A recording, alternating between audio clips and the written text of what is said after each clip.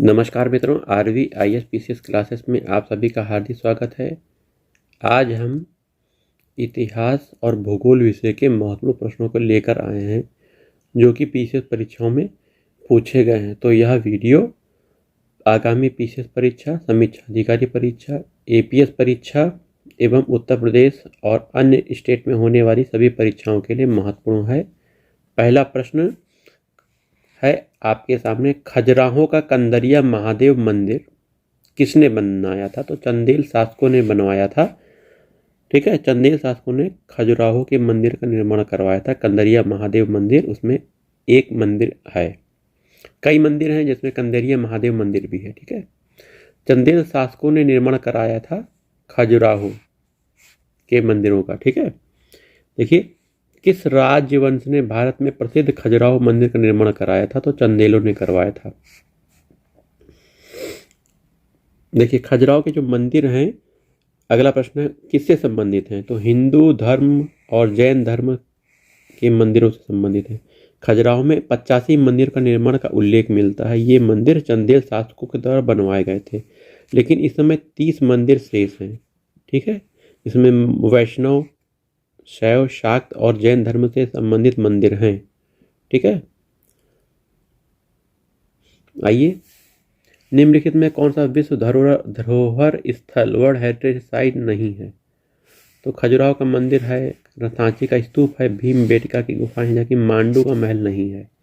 UNESCO की विश्व धरोहर साइट में मांडू का महल नहीं है। आइए, आबू का जैन मंदिर किसने बनाया था?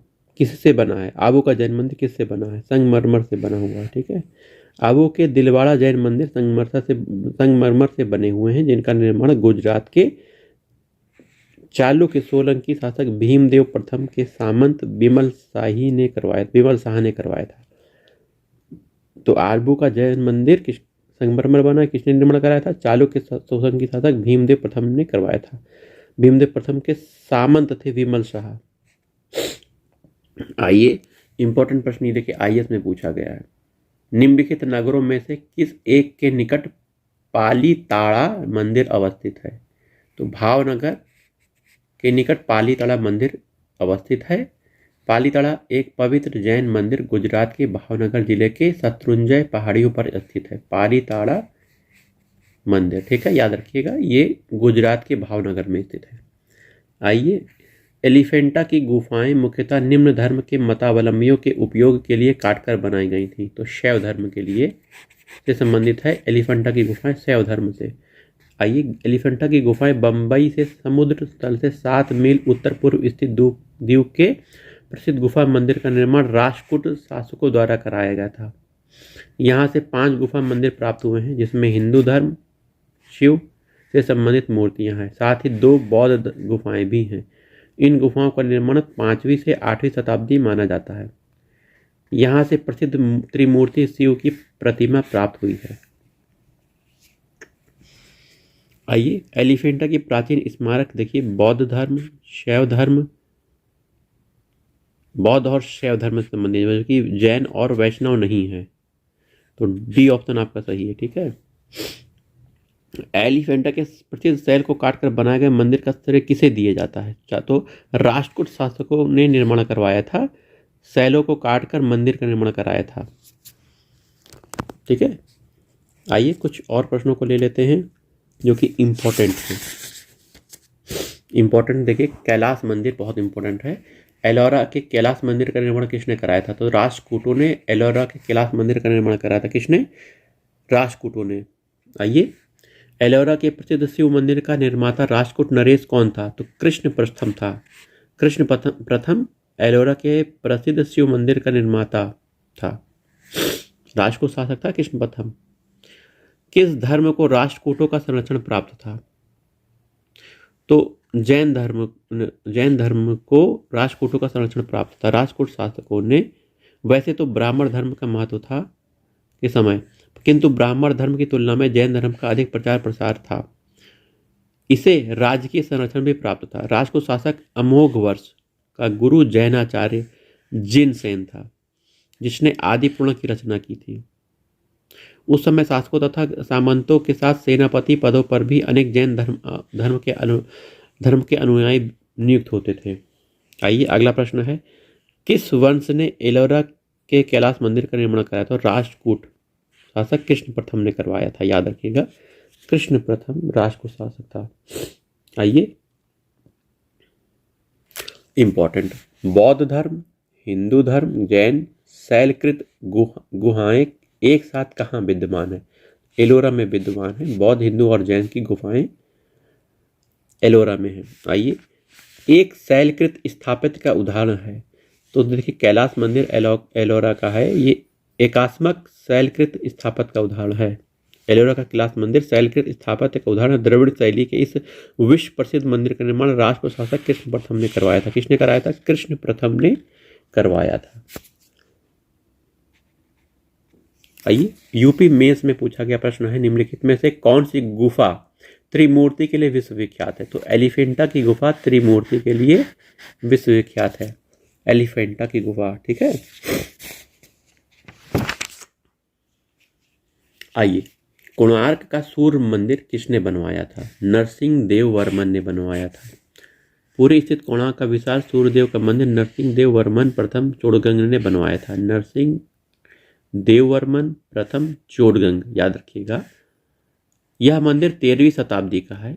अपनी विशिष्ट शैली के लिए प्रसिद्ध है। इस मंदिर का आधार एक विशाल चबूतरा है। इसके चारों ओर पत्थर के तरासे हुए 12 पहिए लगाए गए हैं। सूर्य के रथ का पूरा आभास देने के लिए चबूतरे के सामने जो सीढ़ियां हैं उससे 7 अश्वों की स्वतंत्र मूर्तियां लगी हैं, मानो ये 7 घोड़े को खींच रहे हैं। कोणार्क के सूर्य मंदिर को काला पगोड़ा, ब्लैक पैगोडा भी कहते हैं। आइए, ब्लैक पगोड़ा कहाँ स्थित है? तो कोणार्क का सूर्य मंदिर ही ब्लैक पगोड़ा है। नरसिंह देव वर्मन प्रथम चोड़गंग ने इसका निर्माण करवाया था।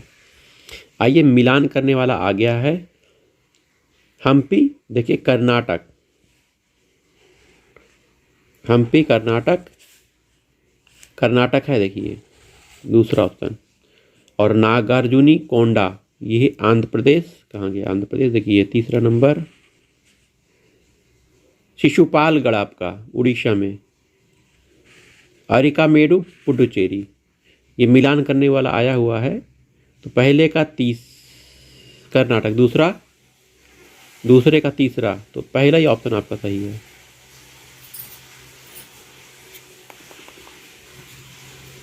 आइए, अजंता की गुफाएं निम्नलिखित में किससे संबंधित हैं? अजंता की गुफाएं जातक कथाओं से संबंधित हैं। जातक कथाएं। अजंता के चित्र तकनीकी दृष्टि से विश्व में प्रथम स्थान रखते हैं। इन गुफाओं में अनेक प्रकार की फूल, पत्तियां, वृक्ष, पशु आकृति का सजावट तथा बुद्ध तथा बोधिसत्वों की प्रतिमाओं का चित्रण में जातक ग्रंथों से ली गई कहानियों का वर्णनात्मक दृश्य के साथ प्रयोग हुआ है। ये चित्र अधिकतर जातक कथाओं को दर्शाते हैं, ठीक है। अजंता तथा एलोरा गुफाएं हैं, महाराष्ट्र में है, ठीक है। कहाँ पे है? महाराष्ट्र में। सी ऑप्शन आपका सही है। अजंता एलोरा गुफाएं महाराष्ट्र में स्थित हैं। इंपॉर्टेंट प्रश्न है, देखिए मिलान करने वाला आया हुआ है। ईंट मंदिर, देखिए भीतरगांव कानपुर का है। ईंटों से बना हुआ मंदिर है। आईएएस प्रश्न में पूछा गया यह प्रश्न है, कौन सा मंदिर ईंटों से बना हुआ? भीतरगांव कानपुर का मंदिर है। दशावतार, देवगढ़ का दशावतार मंदिर है। शिव मंदिर भूमरा का शिव मंदिर है। विष्णु मंदिर एरण का ये विष्णु मंदिर है। देखिए मिलान आपको कर दिया है। आइए थोड़े से भूगोल के प्रश्नों को ले लेते हैं। ये मिलान करने हुआ आया है, कौन सा सही सुमेलित नहीं है? तो भोटिया उत्तर प्रदेश यही सुमेलित नहीं है। जबकि खासी मेघालय में, संथाल झारखंड में, तमिलनाडु में टोडा जनजाति पाई जाती है। भोटिया जनजाति उत्तराखंड में पाई जाती है, ठीक है। उत्तराखंड में पाई जाती है भोटिया जनजाति। कौन सा इसमें सही सुमेलित नहीं है? त्यौहार दिया गया, बिहू असम का त्यौहार है, सही है। ओणम केरल का त्यौहार है, आंध्र प्रदेश, यही गलत है आपका। पोंगल तमिलनाडु का त्यौहार है। बैसाखी पंजाब का त्यौहार है, ठीक है। आइए देखिए, यहाँ पे कुछ भाषाएं दी गई हैं, आपको मिलाना है। सिक्किम की भाषा देखिए नेपाली है, तिब्बती नहीं है। यही आंसर आपका सुमेलित नहीं है। नागालैंड में अंगामी भाषा है। नागालैंड में कौन सी भाषा है? अंगामी। मेघालय में खासी भाषा है और गोवा में कोंकणी भाषा है, ठीक है। आइए देखिए, ये भी मिलान करने वाला है। कौन सा सोई सुमेलित नहीं है? अंगामी भाषा ये नागालैंड में है। और आपातानी आपातानी आपातानी अरुणाचल प्रदेश की भाषा है देखिए। और भोटिया भाषा और देखिए जनजाति एक ही तरह के हैं, पहाड़ भी एक जगह के होते हैं, मतलब भाषा जनजाति और पहाड़ों के नाम एक जैसे होते हैं। तो अंगामी नागालैंड से संबंधित है, आपातानी या अरुणाचल प्रदेश से संबंधित है। सुमेलित कौन सा नहीं है? भोटिया देखिए उत्तराखंड से संबंधित है, यही गलत है आपका। भोटिया उत्तराखंड होगा। गौंड मध्य प्रदेश की जनजाति, ये जनजातियाँ भी हैं, भाषा भी है। देखिए दो भाषा यहाँ जनजाति आपको दिखा होगा, ठीक है। आइए, भील जनजाति कहाँ पाई जाती है? तो महाराष्ट्र में भील जनजाति पाई जाती है, विशेषकर भील जनजाति महाराष्ट्र में पाई जाती है। आइए, प्रश्न है यूपी पीसीएस प्री का, भारत की निम्नलिखित जनजातियों में कौन बहुपतित्व की प्रथा मानी जाती है? इस औरत के कई पति होते हैं, ऐसी प्रथा जनजातियों में पाई जाती है। तो देखिए, जौनसारी और टोडा जनजातियों में बहुपति प्रथा पाई जाती है।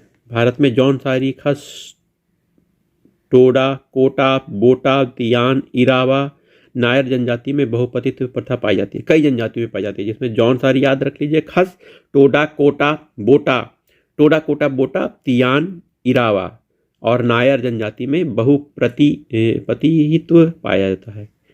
आइए, जनजातियों के निवास स्थल के बारे में चर्चा करते हैं। भील जनजाति मुख्य रूप से राजस्थान में पाई जाती है, राजस्थान पहले का डी।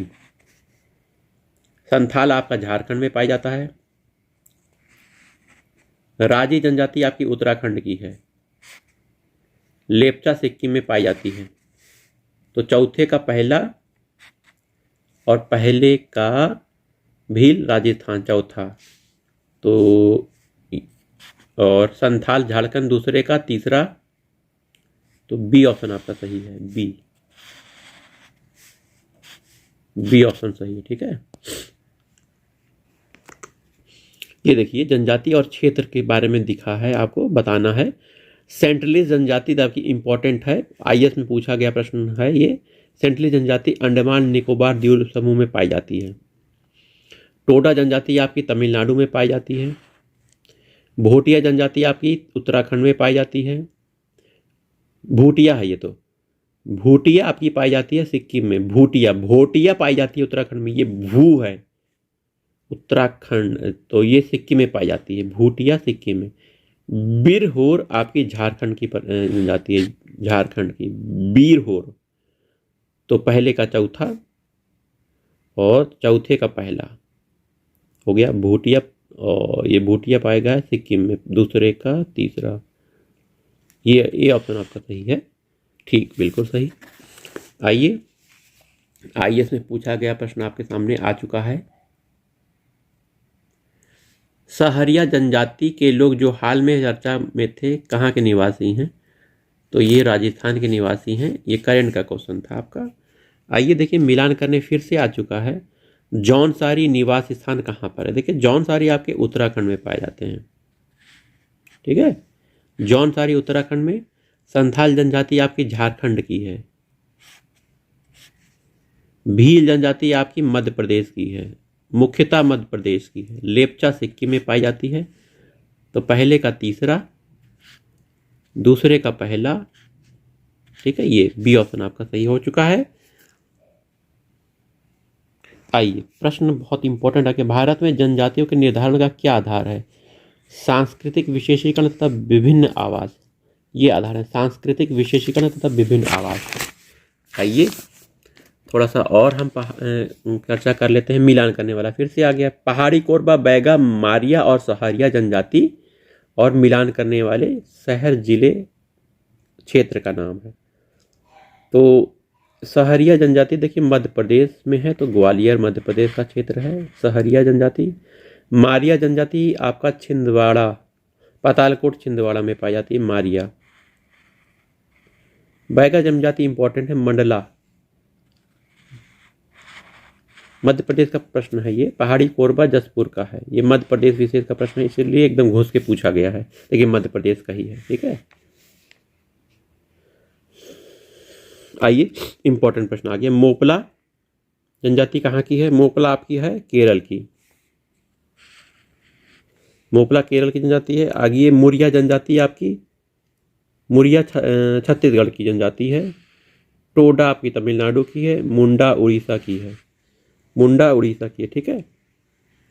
तो मोपला पहले का तीसरा, 81 81 देखिए हो गया, ए और डी में आंसर है।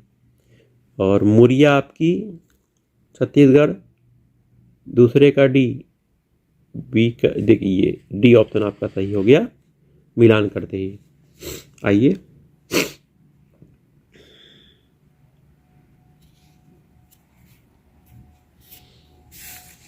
आईएएस में पूछा गया प्रश्न आपके सामने प्रस्तुत है। निम्नलिखित राज्यों तथा जनजातियों के युग्म से कौन सा सही सुमेलित नहीं है? असम में मीरी जनजाति पाई जाती है, बिल्कुल सही। नागालैंड में कोनियक जनजाति पाई जाती है। अरुणाचल प्रदेश में अफ्तानी जनजाति, मध्य प्रदेश में लंबाड़ा, यही गलत है आपका। लंबाड़ा जनजाति का संबंध आंध्र प्रदेश से है, ना कि मध्य प्रदेश से। तो असम में मीरी, नागालैंड में कोनियक, अरुणाचल प्रदेश में अफ्तानी, मध्य प्रदेश आंध्र प्रदेश में लंबाड़ा है। आईएएस 1999 का प्रश्न आपके सामने हो गया।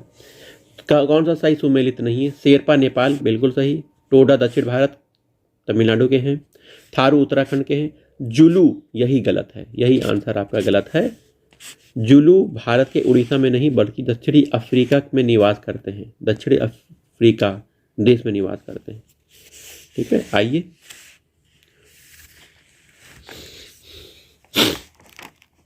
शोम्पेन जनजाति पाई जाती है, शोम्पेन जनजाति इंपॉर्टेंट है विजय भैया, निकोबार द्वीप समूह में पाई जाती है। आईएएस का प्रश्न है, शोम्पेन जनजाति आंतरिक निकोबार द्वीप समूह में पाई जाती है, आंतरिक निकोबार, जिनकी अनुमानित जनसंख्या 400 है।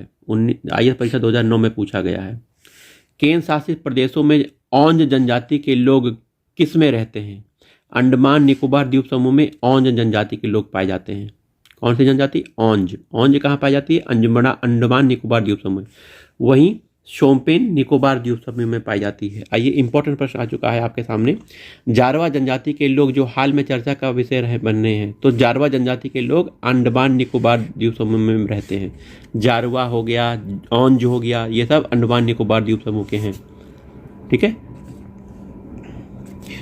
इंपॉर्टेंट प्रश्न आ चुका है। भारत की सर्वाधिक आद्य जनजाति आपकी जारवा जनजाति है। भारत की सर्वाधिक आद्य जनजाति जारवा है। जारवा के बारे में जान लीजिए। जारवा जनजाति का निवास स्थान अंडमान निकोबार द्वीप समूह के दक्षिण अंडमान द्वीप, मध्य अंडमान द्वीप पर है। हाल ही में यह जनजाति चर्चा में तब रही जब इसके आवासीय क्षेत्र को मानवीय गतिविधि के कारण निषिद्ध घोषित कर दिया गया। वहीं भारत की सबसे आद्य जनजाति जारवा है, ठीक है। जारवा अंडमान निकोबार द्वीप में पाई जाती है, याद रखिएगा। झूमिंग करते हैं तो खासी लोग जूमिंग करते हैं। खासी एक जनजाति मुख्यतः उत्तरी पूर्वी मेघालय के आसपास में निवास करती है। व्यापक झूमिंग कृषि करती है, ठीक है। स्थानांतरित कृषि कही जाती है झूमिंग कृषि को।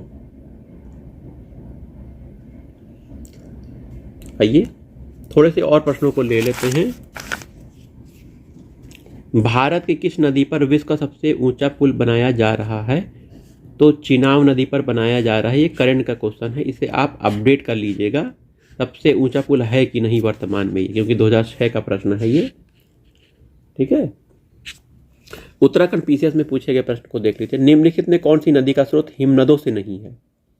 तो यमुना यमुनोत्री से निकलती है, अलकनंदा, मंदाकिनी, ये सब हिमनद ग्लेशियर से निकलते हैं, जबकि कोशी नदी आपकी ग्लेशियर से नहीं निकलती। कोशी नदी का स्रोत हिमनद नहीं है। यह पूर्वी नेपाल में गोसाई थान से निकलती है। कोसी की लंबाई 720 किलोमीटर है। भागलपुर बिहार के समीप यह गंगा में मिल जाती है। यह नदी अपने मार्ग परिवर्तन के कारण तथा आकस्मिक बाढ़ लाने के कारण प्रसिद्ध है, इसीलिए इसे कोशी को बिहार का शोक कहते हैं, ठीक है। बाढ़ अधिक आती है ना, इसीलिए।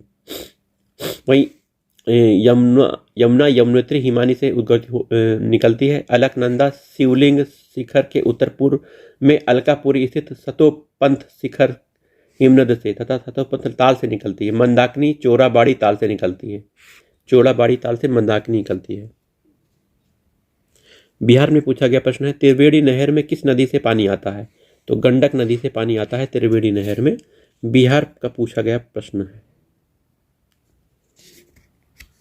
आइए इंपॉर्टेंट प्रश्न उत्तर प्रदेश का है। उत्तर प्रदेश और मध्य प्रदेश के राज्यों में संयुक्त राजघाट नदी परियोजना लागू की गई है। किस नदी पर? बेतवा नदी पर राजघाट नदी परियोजना उत्तर प्रदेश मध्य प्रदेश की संयुक्त परियोजना है और यह उत्तर प्रदेश के ललितपुर जिले में बेतवा नदी पर स्थित है। ठीक है। निम्नलिखित में कौन दो भारतीय राज्यों की साझेदारी वाली झील है? तो पुलिकट झील आपकी दो भारतीय राज्यों की साझेदारी वाली झील है जो कि आपकी आंध्र प्रदेश तमिलनाडु की सीमा पर अवस्थित है। श्रीहरिकोटा द्वीप इसी बंगाल की खाड़ी से इसको अलग करता है। भारत में फुलहर झील कहाँ स्थित है? उत्तर प्रदेश में फुलहर झील स्थित है। फुलहर झील से गोमती नदी की उत्पत्ति होती है। यह पीलीभीत जिले के माधो टोंडा के पास स्थित है। ठीक है। आइए कुछ झीलों के बारे में है। वेम्बनाड झील केरल में स्थित है। वेम्बनाड। लोकटक मणिपुर की झील है। डल झील जम्मू कश्मीर की है। पुलिकट झील आंध्र प्रदेश तमिलनाडु सीमा पर स्थित है। तो आज की वीडियो में इतना ही, मिलता है अगले वीडियो में।